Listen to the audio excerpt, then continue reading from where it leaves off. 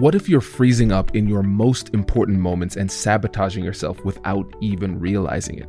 You've been there. The high-stakes feedback session where your chest tightened and you went silent. The crucial negotiation where you should have spoken up but didn't.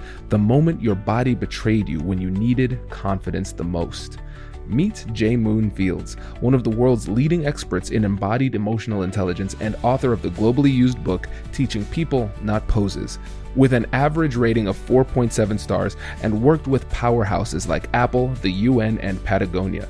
For over 20 years, Jay has helped Fortune 100 executives and teams break free from people-pleasing, overthinking, and emotional hijacking using her groundbreaking Hey Wait framework. Over the course of this episode, you'll discover how to catch yourself before you freeze or overreact, the body signals that reveal when you're abandoning yourself, and specific techniques to stay grounded when the stakes are highest. Whether you're leading a high-pressure team, navigating difficult conversations, or tired of your emotions controlling your success, this conversation gives you the tools to turn nervous system awareness into negotiation power. Are you ready to transform freezing into presence? Let's dive in. Jay, welcome back. Thanks for coming back on the show. Oh my gosh, thanks for having me back. It's always a delight to connect with you. Yes, and you've got some really cool stuff going on.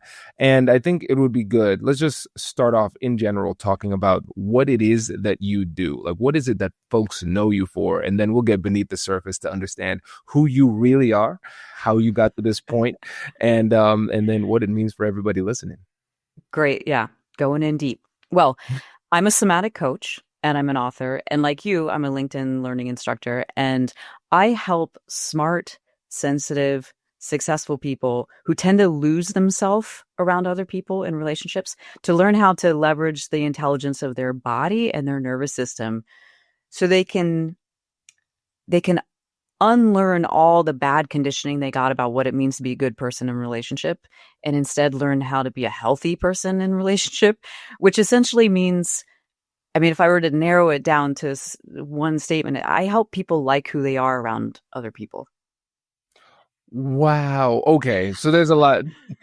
There's a lot to unpack. Your elevator pitch has changed and sharpened since last time we talked. I've been working on it. This is great. So let's start off at a very basic place. When it comes to a somatic coach, I think for a lot of people that is a concept that is foreign to them. So what does that mean? What is that? So soma comes from the Greek word for body. So a somatic coach is someone who helps people stay present in their body and use some of the information that comes to you in real time from your body while you're in a coaching session. So it might look like being able to, rather than talk about your past, I ask you about a situation that happened at work that's been stressful for you, and I'm helping you pinpoint what was that like in your body in that moment. What were you noticing? Were you tense in your throat? Were you kind of shaky? Were you sweating? And right now, what's happening as you talk about it. So much of our intelligence comes from embodied self-awareness. And most of us in our day-to-day life, especially when we're around other people, are so much in our heads. We're so much overthinking. We're so much strategizing that we're not getting the information that's coming from our body. And that's the information that is often pointing us to what's most true for us. And it's certainly pointing us to what our own experience is. With that, what I mean is, I don't know about you, but as a recovering people pleaser, when I'm around other people, my default is to pay attention to you, right? My energy is on you. I'm paying attention to your facial expressions, your body language, what you're saying, what I think you might need from me. And this is why I do what I do, because it was a whole learning process to come back into my own body, be behind my own eyes, notice what's happening for me while I talk to you, so that I have more connection to the parts of me that allow me to be more confident, that allow me to be more empathic, that allow me to connect with you more. I can't do that if I'm not in my body. Yes. And this is something that is so fundamental to humanity, but it's so interesting that in the Western world, we seem to have lost it, because thinking is a good thing. Overthinking can be a bad thing. And we get to this point where we are so in our heads that we're disconnected from our body. We don't know who we really are, what we really want. And so there is an unlearning that happens because children are very connected to their bodies. Now, and then as we get to adulthood, it's almost like we lose this. And maybe we could use you as a case study because it sounds like there's a bit of your journey in what it is that you help other people to conquer. In your personal journey, what do you think got you to that point of unlearning that somatic knowledge that we had when we were children? Oh, how did I lose that? Um, Gosh, I mean, I grew up outside of Washington, D.C., and, in a family that really valued being smart and not necessarily like successful in the sense of like making a lot of money, but like care what other people think about you. You know, you're representing our family when you're out in the world, that sort of thing. And so I think I learned really early, like so many of your listeners probably, that in order to belong and to be liked and to be respected, I had to be who other people wanted me to be. And as soon as that, consciously or not, comes into dictating how a person behaves, you automatically start vacating yourself. You start abandoning yourself. And I can think back to being a teenager and feeling really alone around other people and I couldn't have articulated this at the time, but I felt alone because I wasn't present in me. I was trying to project whoever they needed me to be, which meant I wasn't behind my own eyes. And when I got to college, my freshman year of college, I found yoga and I started practicing yoga. And I had been a competitive gymnast growing up. So you would think that they would be very similar. But what I found was that they were similar in that I had the flexibility and the strength to do almost any pose. But in my gymnastics practice, so I guess this would be the other place that I learned this, it was all about make it look perfect and smile, even if you're scared and it's hard. It was all about the performance. Whereas with yoga, it was all about, can you, while you're in this shape, feel the stretch that you're getting in your hamstring? Can you feel the way your breath is moving even into your back ribs or your side ribs? Like, it was all about learning to inhabit yourself in the different shapes that you take. And I think that's when I started to realize, oh, I don't inhabit myself at all.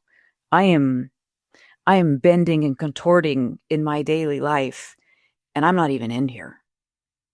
And I wonder, and maybe this is going too deep, but I wonder if there's a nexus between these two concepts as well. Because with gymnastics, unlike many other sports, you're competing against other people, but you're also performing for the judges who determine the score. And I wonder how much of a bit of a psychological residue was left by saying, okay, I always need to look perfect for the judges. And that has then crept into everyday life. I think you're spot on. Yeah, it's that, like, I am being judged. I need to get a good score, because if I don't, then I'm not going to have safety, belonging, and mattering, right? And so I need to perform. Absolutely. Yeah. But what ended up happening is, and this is so true for so many of the people I work with, those strategies that I learned to perform, that I learned to be a people pleaser, they helped me in my scholastic career. They helped me in my professional career, but they came at a high, high cost in my personal relationships, because strategies can get you far professionally, but strategies aren't relating. And what I wanted more than anything was healthy romantic relationship and rich friendships.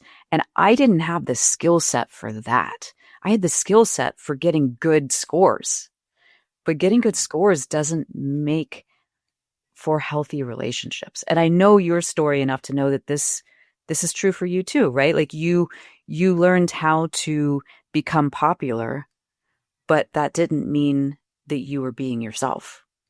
Exactly. Exactly. And I think there's almost not, I wouldn't even call it a hesitation. I think it's a complete lack of awareness of the fact that sometimes we don't allow ourselves to even know who our true selves are, because we are so focused on playing to the crowd or playing to the judges. And we're saying, I need to be perfect for them to look good in their eyes, rather than understanding who I really am or who I want myself to be. Hello, my friends. Before we get back to today's episode, I want to ask you a question. Have you ever wondered how to elevate your team's negotiation game and how you can help the folks on your team have better, difficult conversations? At the American Negotiation Institute, we offer transformative keynotes and workshops tailored to empower professionals with top-tier negotiation and conflict resolution skills. Whether it's a keynote for your next event or hands-on training for your team, we've got you covered. Don't just negotiate. Master the art with the American Negotiation Institute. Click the link in the description to find out more. Elevate, negotiate, and succeed. And to your point, when you're constantly strategizing and trying to think about how you can contort yourself into being accepted by other people, you might be getting good scores by them if they are judging you, but you're still not connecting with them because there is only them and there is no you. And it can be really scary to allow yourself to be. And it's almost like we have to first accept ourselves in order to be fully accepted to other people. But a lot of us aren't even aware that that first step needs to happen. Absolutely. And I think this is the piece that's also at play here is your nervous system, right? You talked about how scary it is to even think about considering who your true self is, because then you might start to behave in ways that you don't get good scores. And our nervous systems are constantly on operation to say, am I safe? Am I safe? Am I safe? Your nervous system does not want you to grow. It does not want intimacy. It does not want connection. It wants safety. And it wants safety, and it wants belonging, and it wants mattering. But all those things all come down to, I want to survive. And so we all have this hard wiring in our system to look around to see, who do I need in order to be safe? Who do I need to be in order to be safe? And anything that's going to get in the way of that is going to be something that your nervous system shuts down. And it shuts it down in the form of, think about any time you're in a meeting with someone, or you're about to have a hard conversation, and you feel your body amp up. You feel the rev, you feel your heart beating, your breath being shallow, or you feel the opposite. You feel everything just kind of like shut down, get foggy, get kind of like you can't even connect your brain to your tongue. You can't think of what to say. Those are all your nervous system's responses to feeling like it's not safe. And unless you understand that is just an unconscious response of your nervous system that's saying, you can't do this, this isn't safe, then you'll never be able to get past that and go, actually, I want connection. I want intimacy. I want to be known. And that thing that's happening in my body, I have control over that. Yes. And I think to this point, I think a lot of times there are people who don't get to that point where they recognize that they can have control over their feelings and therefore their thoughts. Because a lot of times our bodies, our amygdala, the limbic response, that would happen faster. And then the way that we feel will then dictate the way that we think. The way that we think will dictate the way that we speak and then act. And so if we can understand how to catch these feelings sooner, then we get to a point where you can be more in the driver's seat of your emotional intelligence rather than in the passenger seat.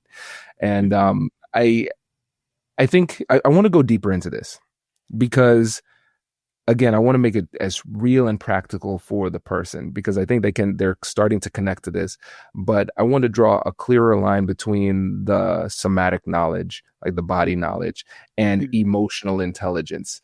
Because for somebody who this is brand new to, how do we get them to that first step where they can start to understand the messages that their body is sending them and what it really means for them? So the first step to me is recognizing when you're having a bad experience of yourself. And I know that seems kind of silly or vague, but I think the listener, the person out there listening, can go back through your day yesterday and think through the exchanges you had, whether it was with a family member or whether it was with the person working at the grocery store, and go back and feel like, did I like the experience I was having in that moment? And you might not even be able to articulate what the sensations were you were having, but most people can articulate, did I like how that felt? And to just start there, because that's where you're going to start to recognize, well, what was it about that I didn't like? Was I shrinking? Was I maybe doing the opposite? Was I puffing up and I don't like when I do that thing and I kind of become a jerk, but it was the only way it felt like I could have power in this situation. Was I being quiet when I knew I wanted to say something, but I was just too afraid to create conflict? Like, if you can notice what were the times when you didn't have a good experience of yourself, and then start to get curious about, what did it actually feel like? What was I doing?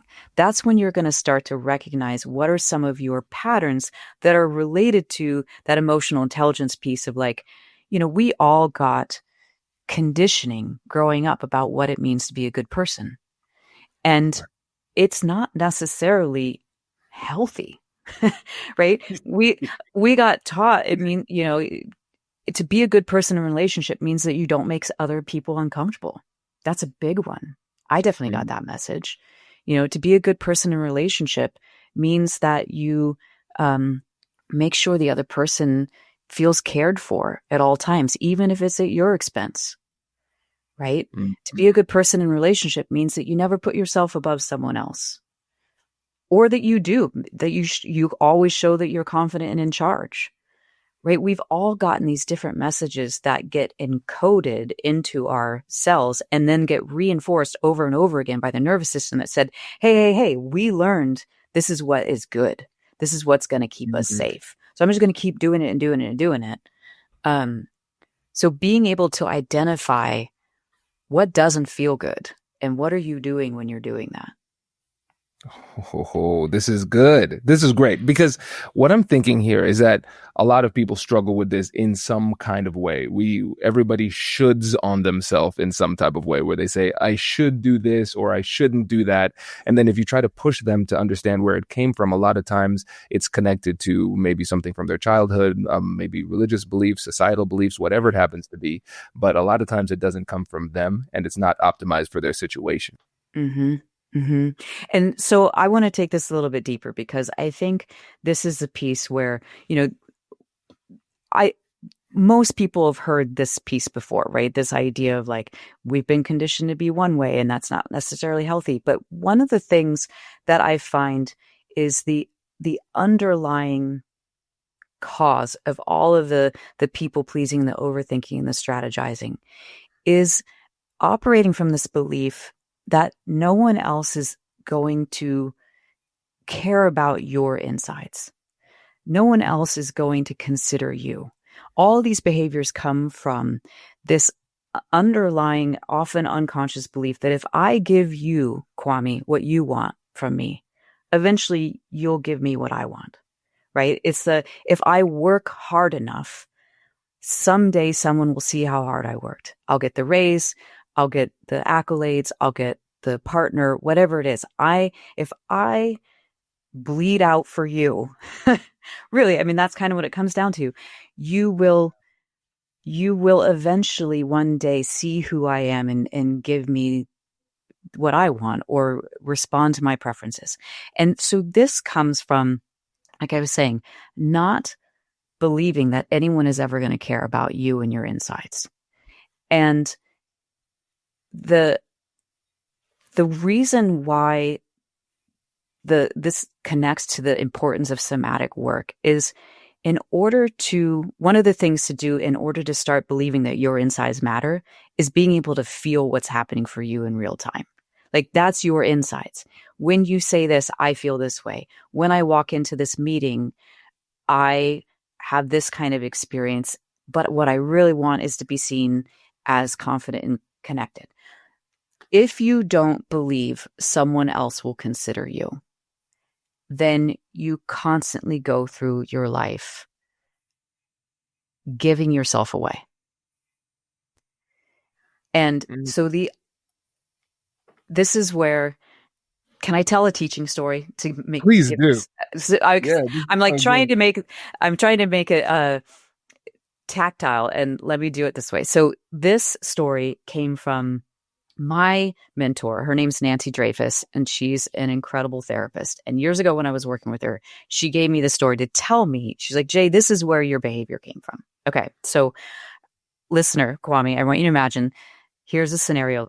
There's a little girl playing on the floor with her blocks, and she is completely enthralled with her blocks. She's building a whole little world.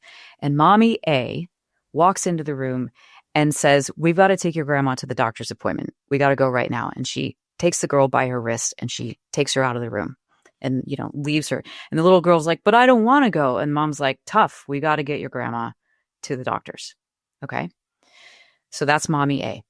Let's imagine mommy B comes into the room. Same scene. Little girl is sitting on the floor playing with her blocks. Mommy B comes in and says, oh my gosh, look at what you've done here. This is incredible. You built this whole little city. That must be where your horses go. And oh, wow. And the little girl's really excited. And then mommy B says, I hate to do this, but we've got to go take your grandma to the doctor's appointment right now. And the little girl goes, well, I don't want to go. And the mom says, why would you? This is so much more fun, but we have to go. So my question for you, and since you're the one in front of me, Kwame, I'm going to ask you, what's the difference between what mommy A and mommy B did? Wow. This is a great parenting lesson, because with mommy A, what she did was she said, well, there was no acknowledgement or validation of what was being built or done. That's one thing. So there was probably not a feeling of being seen. And then also with the way that they left, they said, well, you have to go. We have to go. Well, I don't want to go. It doesn't feel good to go. It doesn't matter how you feel. We still need to do this. That's the message that's being said. And then in the other one, there's validation. So you actually take the time to see the child first. And then you say, the child says, I don't want to go. And the mother says, your feelings are valid. You don't want to go. And it would be weird if you did. And we still have to do it. And I think it's just the recognition that your feelings do matter. And sometimes we might have to do things despite what our feelings are saying, but it doesn't mean that those feelings themselves don't matter.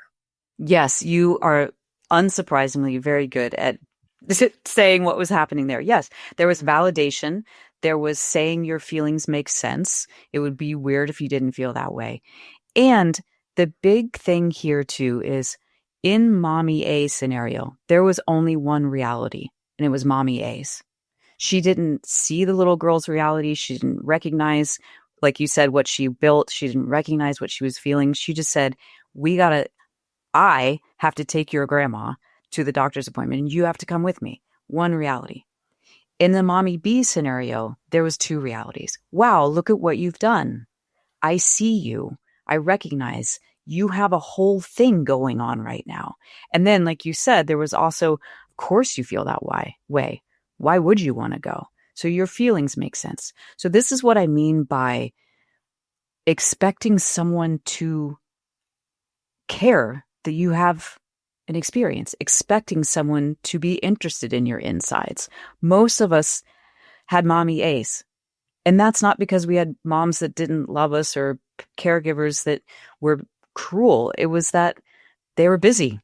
And they didn't know better. They didn't understand that the way to give someone an experience of themselves is to mirror it back to them and to validate that, right? So there is this, when you're used to having that mommy A influence, and it isn't just our caregivers, it's anybody, it's our friends, it's our coworkers. We're not very good at saying to someone else, wow, look at what you're doing. I see you. How do you feel? Of course you feel that way, right? So the third scenario then, and this is the healing scenario. The third scenario is little girl is playing with her blocks. Mommy A walks in and says, hey, we got to go. We got to take your grandma to the doctor's appointment. Little girl looks up at mommy and says, hey, wait, look at what I'm doing here. And there was a point in our lives early on when all of us could say, hey, wait. Because like you said, little kids are embodied. Little kids are in the present moment. Little kids understand that I have a reality too. But at some point we stopped being able to say, hey, wait, because it stopped working. You know, we were in the worlds of other people who were saying, this is my reality and this is the one we're going with. And we stopped saying, hey, wait. So what I do, to go back to your very first question to me, Kwame, is I teach adults who tend to lose themselves around other people because they've been trained out of believing that anyone's ever going to care about their experience unless they're the perfect performer and get all the good marks. I teach them how to say, hey, wait. I have a reality too. Hey, wait, this is my experience. Can we talk about this aspect of it? And that's actually setting the foundation for true relating and true connecting, which not many of us are doing. Especially when you break down this example, we're recognizing that there are a lot of invisible barriers to true connection. Our inability to acknowledge and accept the fact that we have feelings and the feelings matter, and then the other person's unwillingness to do the same. And it's hard for them to do the same if we're not even willing to acknowledge our own feelings. And it seems like when we go back to the scenarios that you provided, a lot of times those interactions, they stick with us on a subconscious level. And then the mother who was in this example saying, your feelings don't matter, let's go, that then becomes the little girl's internal voice. And that's the voice that she hears when she's making decisions. Well, I don't really want to go to dinner here. Well, that doesn't matter. You're supposed to sacrifice for your partner. And then it just perpetuates throughout their lives. What you're learning in that mommy A scenario is that your choices are either to comply with someone else or defy them. And those are the only two choices. If you're living in a one reality system, whatever that, between you and your boss, between you and your partner, between you and your child, if you think there's only one reality, your only choice is I'm going to go along with theirs or I'm going to fight. And so why, hey, wait, is such a different and softer approach is it's not like I'm going to give myself up for you, but it's also not, I have to fight for you to see me.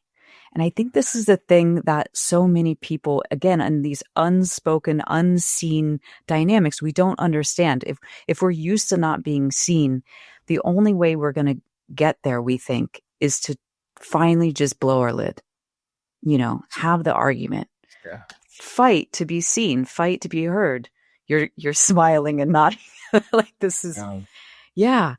And so, hey, wait is really simply, hey, wait, I want to be considered. And so there are the 3 steps to using it. And we already talked about the first one. The first one is notice when you're not having a good experience of yourself, right? So you're in an exchange with a coworker, let's say, and you're starting to realize, let's say the coworker is assigning you a task and you're like, in your head, you're like, oh my God, how can I do one more thing? This is bananas, and your insides are speeding up and you're starting to get stressed out. That's your first notice. Notice someone else has asked you to do something and inside you started to have a bad experience. You started to get nervous. You started to get stressed. The second step is to pause with yourself long enough to feel what's actually going on for you. So you've noticed, like in this kind of peripheral way, ick, right? You've had the peripheral ick. I don't like what I feel like. And then to pause long enough to see what your insides are. right? To be the mommy bee to yourself that looks around and goes, wow, look at what's happening here. Of course you feel this way. So that you know what's true for you. So that you can do the third step. And the third step is to literally say, hey, wait. Hey, wait. I'm going to have to look at my calendar before I get back to you about that. Hey, wait. I notice I already have a lot of stuff going on. So if this is what you want me to prioritize, I'm going to have to shift something else. Hey, wait. I need to talk about this more with you. This isn't sitting well. Whatever it is, hey, wait is the way that it's almost like a tiny little timeout where you pivot the situation. Because if the person listening right now is like, oh my God, this is so me, then you know that when you're kind of trying to be everything to that other person, where you're complying, you're defying to someone else's reality seems like it's speeding up. It's like this train that is happening to you, and you're just trying to be as strategic and quick as you can to respond. And hey, wait, is that it like puts a glitch. It's so funny. People who say that they use this with every, partner. Someone just told me they used it with a telemarketer. And I was like, I love that you use it with telemarketer, because hey, wait, it makes everybody like kind of pause and realize something else different is coming. And for the people who are used to being people pleasers, who are used to complying, who are used to never saying anything that might make someone else uncomfortable, the feedback that I've gotten about this, and I feel it in myself too, is if I can say, hey, wait, it's almost like the slightest permission slip to let the other person know I'm about to say something that you might not expect me to say. I'm about to change our dynamic so slightly, but it's not mean and it's not confrontation. It's just, hey, wait, I need to be considered here too before this train runs me over. This is powerful. And I know it's powerful because it's worked in your life and in the lives of the people that you've coached.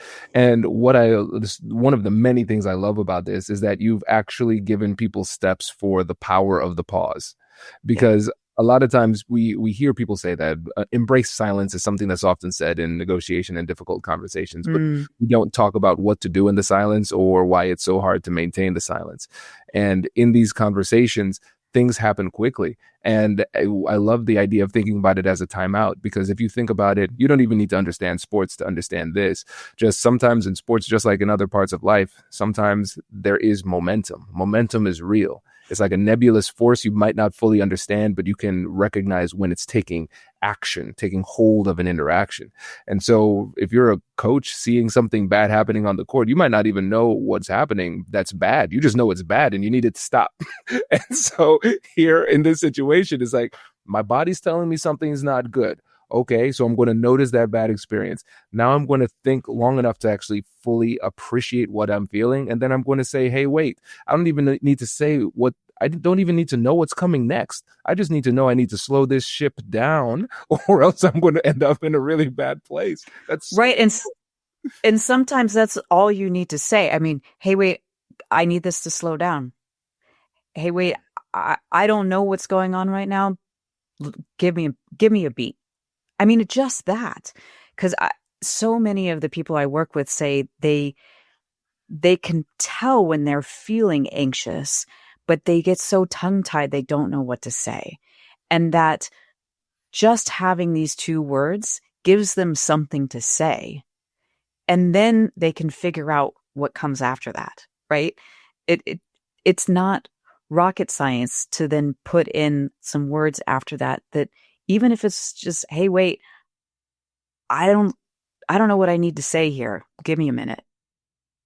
It just buys you time to be able to come back to what's true for you. I mean, this is the piece that I want the listener to hear, which is your reality gets to matter even when you're with someone else. You are used to being the person that disappears when you're with other people. And then you get home and you're like, oh, it's so good to just be alone in my room, and if you feel that way, it's because you give yourself away when you're with other people. And hey, wait is a way to put yourself in the room again. When you think about this, actually, hold on. I see. This is why I need to wait. I needed the thing to print out. I forgot. We have a listener question that I think would be good. Let me see. Look, you almost did. Hey, wait, right there. You're like, hey, wait, I have a listener question. Let's pivot. Like, there's something happening here. Yeah, because this is the perfect time to throw in that listener dilemma. Hi, Jay. I'm a team lead at a fast-paced consulting firm. We just had a really tough client presentation that didn't go well. Afterward, my boss pulled me aside and gave me some really intense feedback in front of my team. I know it wasn't personal, but it felt personal. My chest tightened, my face flushed, and honestly, I shut down. I barely heard the rest of what he said. Later, I beat myself up for not staying composed and not advocating for myself. I keep replaying the moment and thinking, why didn't I say this? Or why didn't I explain that? This happens to me a lot. When things get heated or high stakes, I just freeze. And then I ruminate on it for days. My question is, how do I stop freezing and start showing up more powerfully in those intense moments, especially when I feel emotionally flooded? Thanks, Taylor.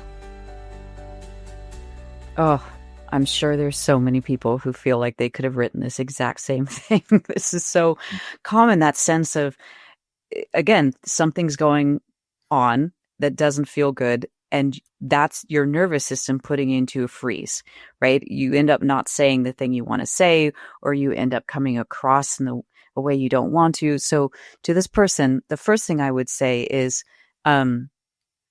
going back to the steps, notice when you're having the experience. You usually start to feel it come on. It's not a sudden thing. There's a slow ramping up before the freeze happens. And then in that second state, that second step with the pause, here's what I want you to do. Because you spoke about how you will ruminate about the way you felt for days. You'll beat yourself up and say, I should have done this, or I shouldn't have felt this way. So another little key thing to know about emotional intelligence and emotional regulation is your brain loves when you make sense to yourself. So for you to say to yourself in that moment, of course I feel this way, or it makes sense to me that this, that my boss gave me this feedback and now I feel embarrassed or ashamed. And instead of trying to overcome that, instead of trying to push it down or away, instead of judging yourself in that moment, I want you to think about what Mommy B did. Of course you don't want to go. Why would you? It's so much more fun to play with your blocks, right? The moment that you see yourself for the way that you feel and you tell yourself feeling this way in this situation makes sense, you become an ally to yourself. And your nervous system loves that. You will calm down. It seems counterintuitive to say that, that you're going to acknowledge that you feel embarrassed or ashamed and that will make it better. But in your system, it absolutely does. So then the third piece I would say is, hey, wait can be used internally as well as externally. You can say to yourself after you leave that meeting, hey, wait, I didn't like how that felt, and I need to take some time to be kind to myself, like to come back and go, ouch, that didn't feel good. And instead of trying to fix everything, just be with yourself in that way that's, of course, that didn't feel good. Of course, that's how I felt. So that then you'll be able to advocate for yourself. Because I heard that too in your question. It's like, how do I not ruminate on this? But also, I want to be a powerful advocate for myself. And sometimes it can't happen in that moment. Sometimes the best you can do is say, hey, wait, to yourself. Like, hey, wait, this isn't going well. I'm going to need to be kind to myself and do some self-soothing for a bit. And maybe it's not until the next day or the next week where you reach out to that person and you say, hey, wait, I need to talk about what happened at that meeting last week. I appreciate feedback and I welcome it, but that was really difficult to receive in front of the team. Would it be okay for me to ask you to consider me and not do that again in that way? Yes. Ooh, this is good. This is great. So, And oh, go ahead. oh, I was going to say, it all comes down to considering, right? Like considering yourself, considering your feelings, and then asking someone else to consider you too. And this is what you were saying a bit earlier about, like, we can't ask someone else to relate to us until we're relating to ourselves. So first you have to show that you can be the kind and attentive parent to yourself that says, of course I feel this way. I see what's true for me. And then from that place, you can advocate and speak from that truth to ask to be considered. I love how practical this is and how it applies internally and externally. And then it just ties into just classical neuroscience, where we have essentially affect labeling, where we're labeling the emotions that we see and feel. And then that actually quiets the amygdala, makes it a little bit more easily managed. And now tell me if I'm correct in assuming this, because we know that through affect labeling, actually labeling the emotions, it calms people down. I know from my own anecdotal experiences, it seems as though the more I deny my emotions, the stronger they become. Like the more I try to suppress them, the more likely it is to leak out inappropriately or inconveniently at another time. Absolutely. Because, in that naming your emotions, you are essentially, like, the way I think of it is you're matching up with yourself. Like you're getting behind your own eyes again and being in your own experience and being like, I don't necessarily like how this feels, but I can resonate with myself and be here. Yeah.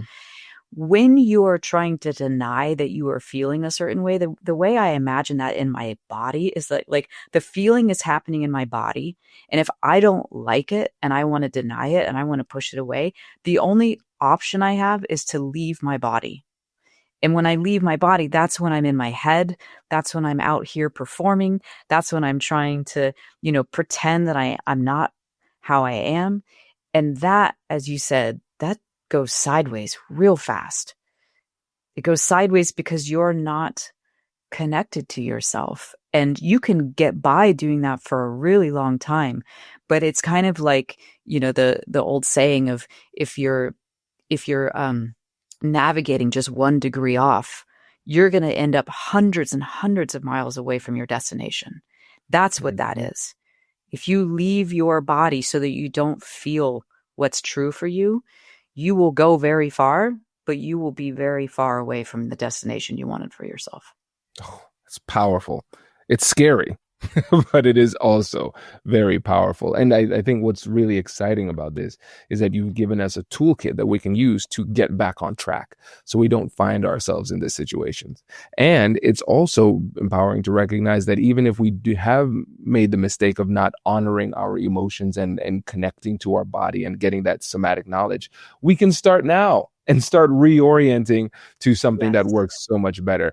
And so I just appreciate you coming on and making it so clear, because this is something that can be a big, scary, weighty topic that feels theoretical, but you've made it practical so everybody can understand what exactly to do. So I appreciate that. And before you go, for the person who's listening, if there's just one piece of advice that you want to leave them with that could change everything for them, what would that one piece of advice be? You're not living in a one reality system. No matter who you're around, if it's 2 people, there's 2 realities. If there's 5 people, there's 5 realities, which means your reality, your experience of yourself, your preferences, your feelings, they never go away. They don't disappear when you're around other people. And I want you to really start attending to that, to start believing that you live in a universe in which your reality doesn't disappear when you're around other people, and that it gets to matter, and that you're the one who starts to make it matter simply by paying attention to it. Oh, that's so good. Jay, thank you so much for coming on the show. Really appreciate it. And before you go, let the listeners know about your book, your podcast, and how they can get in touch with you. Yeah. So my podcast is Hey Wait. You can hear it anywhere you get podcasts. And we go deeper into what this looks like in solo podcasts, but also I have on people who, like you, are experts in what it is to relate to other people, or relate to alcohol, relate to sound, relate to all these different things in our life that when we're not paying attention to our own reality, we miss the things that aren't making us feel good.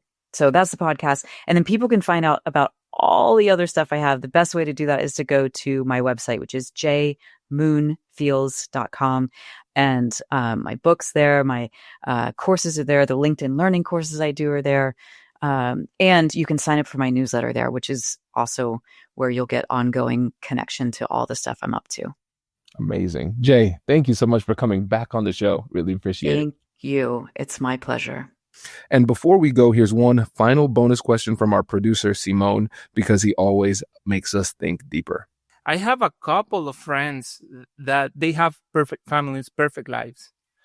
But if they manage to stop for 1 second and say, hey, wait, maybe their lives will change completely. Yeah. Because it can be just, okay, maybe at work I can say, hey, wait, but I can say, hey, wait with my whole life. Mm-hmm. So it requires courage, because sometimes it is very big. It is very big. My life changed completely, and I was really afraid. I am afraid still. So how can we manage with when the hey wait moment is that big? How can we manage fear, or how can we do it so that it is not that painful for the person or the people that surround you? That is such a good question. I think, so you're pointing to two things here. One is that there are two forms of hey, wait. That there's the small ways that we can say it in a work meeting, or once we're used to saying it, we can say it with our partner. Hey, wait, I feel like you didn't listen to me there. Can we come back to that? But then there's the ways that it's giant, and they're seismic, and it's life-changing, and it's terrifying. And I would say they're both terrifying in their own way. But the more that you get used to saying it in the small ways, the more you trust that saying, hey, wait, in the small ways is setting up a trustworthiness with yourself that when it comes to a bigger way, you'll be okay. And I'm thinking back to the thing that I was just saying about when you're 1 degree off course, you end up hundreds of miles away from your destination. And I think what you're speaking to there and what you're saying is like, you're speaking to the people who didn't say, hey, wait, along the way in all the small ways because they didn't know to, or they didn't know how to, or they were too scared to. And now they're at this destination that's shiny and beautiful and sparkly, but it doesn't feel like the destination that makes them feel fulfilled on the inside. And I've been there, and I didn't do it gracefully. I think I'm kind of all over the place in my answer to you here. It's such a good question. It's so big, but when you're in that place where saying the big, hey, wait, feels like it would blow everything up, I think I would tell someone to not start there. To know that every time you say, hey, wait, in a little way, you are course correcting, and you're giving the life that you've built around you and the relationships that you've built around you the opportunity to course correct with you. Because typically what's happened is someone has not said all those hey, wait moments. So they're in a life where they don't feel considered. They're in a life where they're technically part of it, but they're not of it. And if you can say the little hey, waits, you start to get information. Is this a life that actually can support me being considered? Or is it not? And those little pieces of information build confidence in you that, like, I like what it feels like to be a stand for myself and be considered. And I'm going to start reorganizing in little ways so that if it does end up coming to the place where I have to do the big changes, I have it in me to do that. I have an example of, it was actually one of my team members said to me, he was like, I used Hey Wait the other day on my mother-in-law. And he was like, it was terrifying. But there was just this moment where he said, she has this pattern of being generous and saying, I'm going to treat everybody to this experience. And he said, and then we went on the experience. And at the end of it, she turned to me and she said, you ready to pay? And he was like, what? Yeah. And this is a pattern and he's like, I love my mother-in-law. She's a wonderful person, but I'm fed up with that. And he said, my wife and I went to the car while she stayed back for a moment. The mother-in-law stayed back. And I turned to my wife and I said, this is a Hey Wait moment. We've got to tell her. And he said, my wife she had a nervous system response. She got dysregulated. She started panicking, was like, you can't say that to her. And he was like, but it's just true. I'm not going to say anything mean to her. I just am going to say what's true. So he said, she came back into the car and he said, hey, wait, I remember you saying yesterday you were going to treat us to that. And he said she didn't bat an eye. She just was like, I did? I didn't remember that. And he was like, yeah. And so she Venmo'd him right then and there. And then she turned to her daughter and said, I can't understand why you wouldn't feel comfortable telling me that. I just forgotten. Wow. And so I think this is that fear that you speak to is so real. And sometimes it's completely linked to something that isn't present day. It's not what's going to actually happen. And even if her response had been to blow up and be like, what the hell? I can't believe you're, not being grateful. Underneath it all he said was something that was true. And what I will say to my clients is your job isn't to change the other person's behavior. Your job is to like who you are when you're around them. And for this person to say to his mother-in-law, hey, wait, I was under the impression you were paying for this because that's what you said. He had a better experience of himself. And that's what I want for the people who are out there using this. They're used to being around other people and feeling small and feeling bullied and feeling pushed over. And it isn't about fighting back, nor is it about getting the other person to change. It's about getting to a point where you like who you are inside your own life. Congratulations! You've just joined an elite club. By listening to a full episode, you're now officially on the Negotiate Anything team. So welcome aboard. What most team members do is they subscribe to the podcast because that allows them to automatically get the latest episodes of the show. The best things in life lie on the other side of difficult conversations. Keep learning, keep practicing, and keep getting better. Your relationships will improve, your career will soar, and you'll have the confidence you need to get the most out of these crucial conversations. Again, thank you for joining the team. We're excited to have you, and I will see you in the next episode. I'll catch you later.